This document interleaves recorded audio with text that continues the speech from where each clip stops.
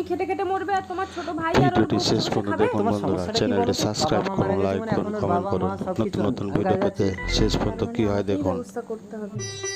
আসছি। দাদা কাজে যাচ্ছেন? হ্যাঁ দাদা আমিও কাজে যাব তোমার সাথে, নইলে আমি কাজ শিখবো কি করে? আচ্ছা ঠিক আছে চল। দিদি কি ভাবছো? ভাবছি তোর বর তো আমাকে ছাড়া ঘুমোতোই না, আর বিয়ের পর তো এখন আসেই না। দাদা কিছু বলতেন না? আরে দাদা তো নাইটে ডিউটিতে যেত। যাস না পরি, ওরা আসলে তুই যেখানে খুশি যাস। আমি নোংরা লোকের সাথে সংসার করব না দিদি।